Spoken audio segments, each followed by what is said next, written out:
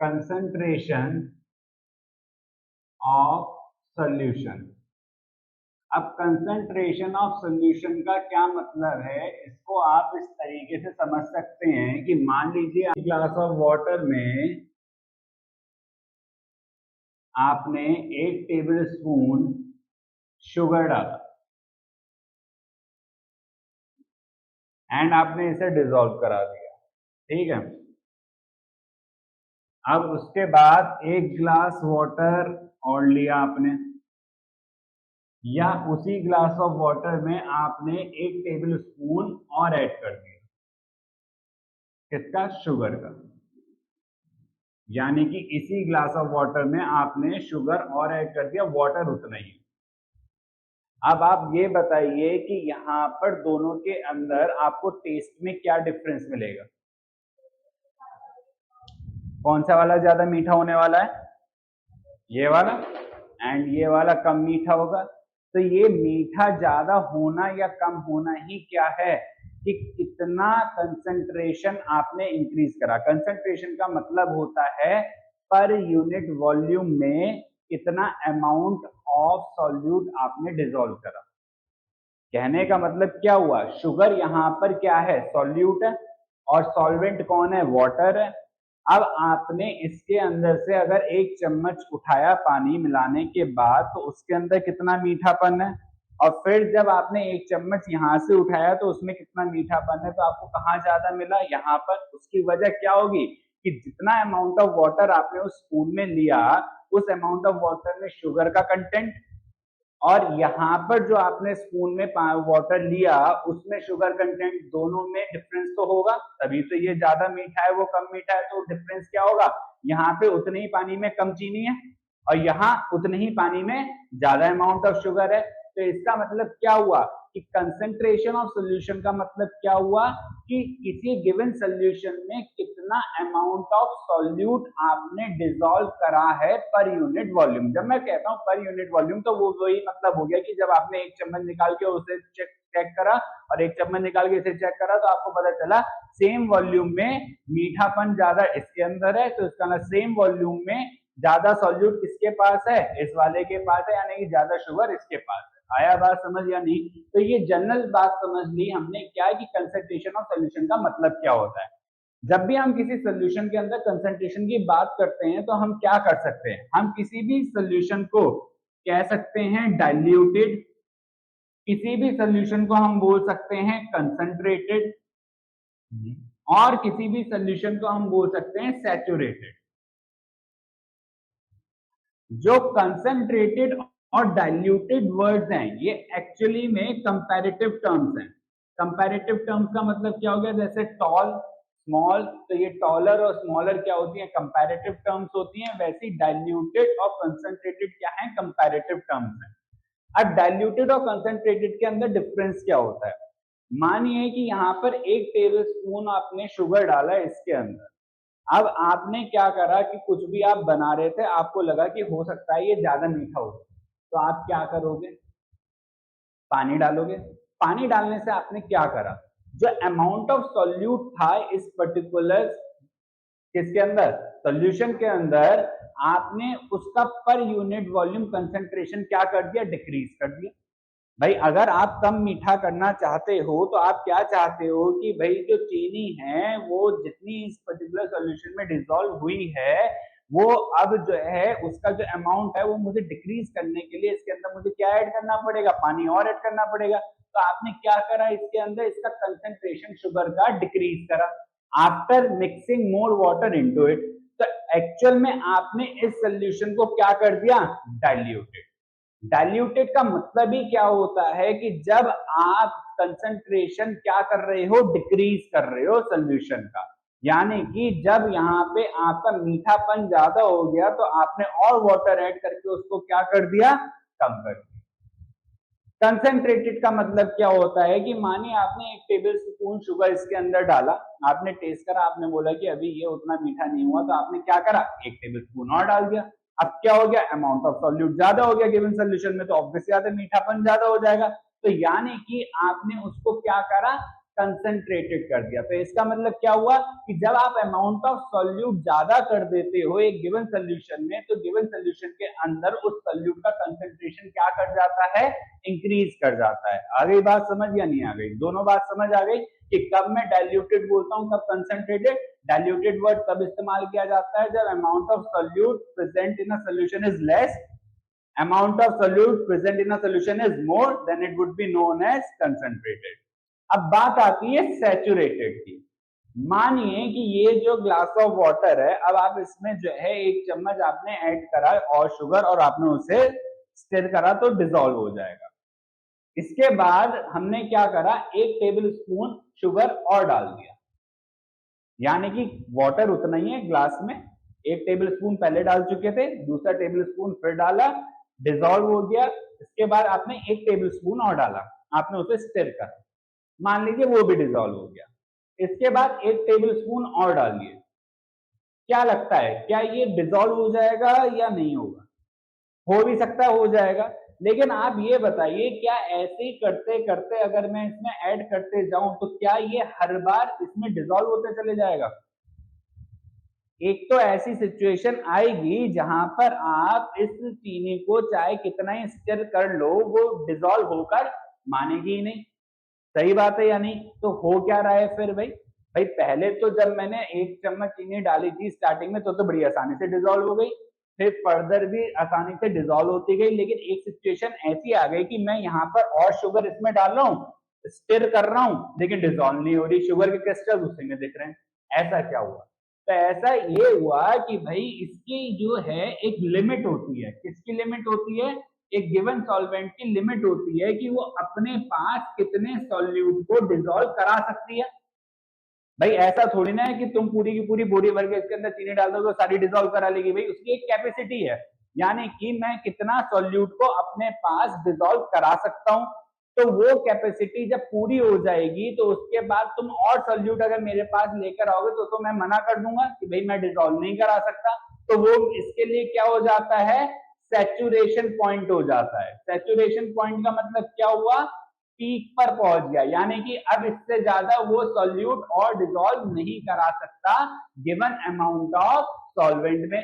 तो ऐसे केस में जो सोल्यूशन होगा वो क्या कहलाएगा, सैचुरेटेड सोल्यूशन कहलाएगा। आया बात समझ या नहीं आया?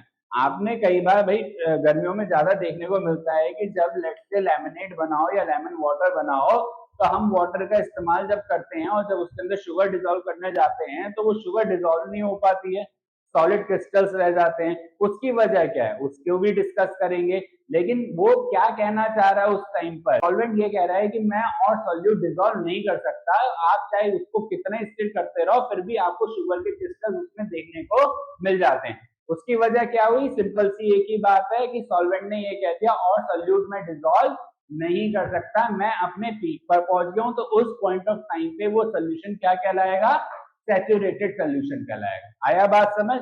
अब इस सैचुरेटेड सोल्यूशन के अंदर जो मेजर रोल प्ले करता है वो होता है टेम्परेचर। अब आप एग्जाम्पल के तौर पर इसी को लो, आपका एक पॉइंट ऐसा आएगा जब ये और शुगर डिसॉल्व करना बंद कर देगा, उसके बाद इस पर्टिकुलर सॉल्यूशन को उठाओ और इसको हीट करना स्टार्ट करो, यानी कि लेट्स से इसे जो है स्टोव पर रख दो। क्या लगता है, क्या वो जो शुगर क्रिस्टल इसके अंदर दिख रहे थे क्या वो अब डिसॉल्व हो जाएंगे या नहीं? हो जाएंगे। क्यों? ये हमारे यहाँ घर पर लोग करते भी हैं, चाशनी बनाते वक्त तो वो लोग क्या करते हैं, जो हमारी मम्मी वगैरह होते हैं, कि वो जो है एक कंटेनर लेते हैं, उसके अंदर वाटर को हीट करते हैं और उसके अंदर शुगर को डाल देते हैं, तो वो क्या हो जाती है, तुरंत डिसॉल्व हो जाती है। तो इसका मतलब क्या हुआ कि आप जो है सैचुरेटेड सोल्यूशन के अंदर सैचुरेशन पॉइंट को इंक्रीज कर सकते हो बाय इंक्रीजिंग द टेम्परेचर, यानी कि टेम्परेचर इंक्रीज करने से सॉल्वेंट और सोल्यूट डिसॉल्व करने को रेडी हो जाता है। आगे बात समझ या नहीं आई? कोई डाउट इस चीज के अंदर? अब इसी केस को और आगे पढ़ो। भाई जब आपके घर में इस तरीके की कोई एक्टिविटी हो रही होती है जहां पे वाटर को बॉईल करके उसके अंदर शुगर डालकर डिसॉल्व कराया जाता है, उस सोल्यूशन को आप जब ऐसे ही कूल डाउन होने लग देते हो तो क्या कोई डिफरेंस देखने को मिलता है? ठंडा होने के बाद जम जाता है। अब क्या हुआ, अब ये बात हुई कि जब आपने इसका टेम्परेचर रेज करा तो उस टाइम पे इसने क्या कह दिया, मैं और सोल्यूट डिसॉल्व कराने को रेडी हूं। अब आपने टेम्परेचर मेंटेन नहीं करा, टेम्परेचर आप फिर वापस कहां ले आए, उसी पे ले आए, तो वो क्या करेगा, जो उसने एक्स्ट्रा सोल्यूट डिसॉल्व करा था वो सोल्यूट क्या कर देगा, सोल्यूशन से आउट कर देगा। तो वो जो आप देखते हो साइड में जम जाता है वो एक्चुअल में वो पर्टिकुलर शुगर है जो जबरदस्ती आपने टेम्परेचर रेज करा के उसके अंदर डिसॉल्व कराई। अब आप अगर उसी टेम्परेचर पर उसे रखते तो वो वहां पर उसको डिसॉल्व रखता, आपने जैसी टेम्परेचर गिराया वैसे ही उसका सैचुरेशन पॉइंट क्या हो गया, गिर गया। और सैचुरेशन पॉइंट गिरेगा तो जो उसने एक्स्ट्रा सोल्यूट डिसॉल्व करा था वो क्या करेगा, वो अपने सोल्यूशन में से बाहर करेगा। इस वजह से आपको उस कंटेनर के चारों तरफ क्या देखने को मिल जाता है, वो क्रिस्टल्स दिखने को मिल जाते हैं शुगर के। आया बात समझ या नहीं? तो इन शॉर्ट हम ये कह सकते हैं कि किसी भी सैचुरेटेड सोल्यूशन के अंदर सैचुरेशन पॉइंट को आप टेम्परेचर रेज करके इंक्रीज कर सकते हो और उसके सैचुरेशन पॉइंट को टेम्परेचर डाउन करके डिक्रीज कर सकते हो। आगे बात समझ? तो यानी कि temperature plays a major role in defining the saturation point of a saturated solution. कोई डाउट इस चीज के अंदर? तो हम इसको क्या बोल सकते हैं कि भाई सैचुरेटेड सोल्यूशन एक ऐसा सोल्यूशन हुआ जहां पर एक गिवन टेम्परेचर पे आप एक अमाउंट ऑफ सोल्यूट से ज्यादा डिसॉल्व नहीं करा सकते, उसी को हम क्या बोलेंगे, सैचुरेटेड सोल्यूशन बोलेंगे। कोई डाउट इस चीज के अंदर? तो अब आती है फाइनल बात, कंसंट्रेशन ऑफ सॉल्यूशन। जो मैंने आपको स्टार्टिंग में बताया कि कंसंट्रेशन का मतलब ही क्या होता है, amount of solute dissolved in a solution will define the concentration of solution. उसी का इस्तेमाल करते हुए हम कंसंट्रेशन फाइंड करेंगे। तीन मेथड से हम फाइंड करते हैं। पहला होता है मास बाय मास परसेंटेज। इसका मतलब क्या होता है कि भाई मास बाय मास का मतलब आप सॉल्यूट किस में लोगे, मास में लोगे, और मास का मतलब क्या हो गया, ग्राम किलोग्राम। और जो सोल्यूशन होगा वो भी किस में होगा, मास में होगा। मास का मतलब क्या हो गया कि जो यूनिट होगी वो कैसी होगी, ग्राम होगी या किलोग्राम होगी। अब परसेंटेज निकाल रहे हो तो इसका मतलब किससे मल्टीप्लाई कराना पड़ेगा, 100 से। तो ये जो है ये क्या बन गया, percentage concentration of a solution, और concentration of a solution will be defined by the solute. आ गई बात समझ? इसके बाद हमारा दूसरा आता है मास बाय वॉल्यूम परसेंटेज। इसका मतलब क्या हुआ कि भाई जो सॉल्यूट है वो तो मास में रहेगा और जो सॉल्यूशन है वो किस में रहेगा, वॉल्यूम में। वॉल्यूम का मतलब क्या हो गया, मिलीलीटर, लीटर, किलोलीटर। तो ये वाली यूनिट किसको डिफाइन करती है, वॉल्यूम को। तो यानी कि वॉल्यूम ऑफ सॉल्यूशन इनटू 100। तो आपको फिर से क्या मिल जाएगा, परसेंटेज कंसंट्रेशन ऑफ सॉल्यूशन। यानी कि आप सॉल्यूट को तो लो ग्राम किलोग्राम या इस तरह की यूनिट में, लेकिन जो सॉल्यूशन है वो किसमें लो आप, वॉल्यूम, यानी कि कौन सी यूनिट में, लीटर, मिलीलीटर या किलोलीटर्स में। आइए बात समझ। तीसरा आपका आता है वॉल्यूम बाय वॉल्यूम, यानी कि जो आपका सॉल्यूट होगा वो किसमें होगा, वॉल्यूम, यानी कि मिलीलीटर, लीटर और किलोलीटर में, और सॉल्यूशन भी किसमें होगा, सेम यूनिट में। तब आपका क्या निकल कर आएगा, वॉल्यूम बाय वॉल्यूम मेथड, और उससे भी आपको क्या मिलेगा, सेम वही चीज मिलेगी, यानी कि परसेंटेज कंसंट्रेशन ऑफ सॉल्यूशन। यानी कि आप तीन मेथड से किसी भी सॉल्यूशन के कंसंट्रेशन को कैलकुलेट कर सकते हो। आया समझ या नहीं आया, कोई डाउट इस चीज के अंदर? तो तीनों ही केसेस में कौन रोल प्ले कर रहा है एक्चुअल में, सॉल्यूट। सॉल्यूशन तो है ही है लेकिन मेजर रोल कौन प्ले कर रहा है, सॉल्यूट रोल प्ले कर रहा है। आ गया समझ या नहीं आया, कोई डाउट यहाँ पर? कि अगर कोई सोल्यूशन सैचुरेटेड नहीं होगा तो वो क्या होगा, अनसैचुरेटेड होगा, यानी कि उसके अंदर अभी अमाउंट ऑफ सॉल्यूट ज्यादा आप डिसॉल्व कर सकते हो। तो इसका मतलब अगर कोई अपने सैचुरेशन पॉइंट तक नहीं पहुंच पाया है तो वो सोल्यूशन क्या होगा, अनसैचुरेटेड होगा। यानी कि ये वाला सोल्यूशन अनसैचुरेटेड था, ये 2 चम्मच के बाद भी अनसैचुरेटेड था, क्योंकि अभी इसके अंदर और शुगर डिसॉल्व हो सकती थी। जब ये एक बार सैचुरेटेड बन गया तो उसका मतलब क्या हो गया कि अभी और सोल्यूट इसमें डाल नहीं सकते। मान लीजिए कि 7 टेबल स्पून ऑफ शुगर डालने के बाद इसका जो सैचुरेशन लेवल था वो पहुंच गया, यानी कि ये सोल्यूशन अनसैचुरेटेड से किसमें कन्वर्ट हो गया, सैचुरेटेड में कन्वर्ट हो गया। तो वो जो 7 टेबल स्पून ऑफ शुगर होगी वो इस सोल्यूशन की क्या होगी, सॉल्युबिलिटी होगी। तो सॉल्युबिलिटी का मतलब क्या होता है कि किसी भी सैचुरेटेड सोल्यूशन में आपने कितना सॉल्यूट डिसॉल्व करा, वो आपको क्या बताता है, उस सॉल्यूशन की सॉल्युबिलिटी बताता है। तो इसका मतलब अगर मैं कहूं कि भाई 7 टेबल स्पून ऑफ शुगर डालने के बाद इसमें और शुगर डिसॉल्व नहीं हो रही है, तो इस सोल्यूशन की सॉल्युबिलिटी क्या हो जाएगी, 7 टेबल स्पून ऑफ शुगर, यानी कि the amount of solute present in a saturated solution determine its solubility.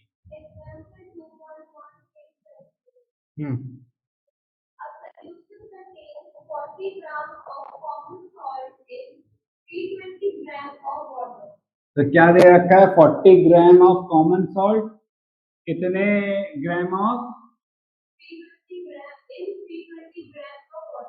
ठीक है,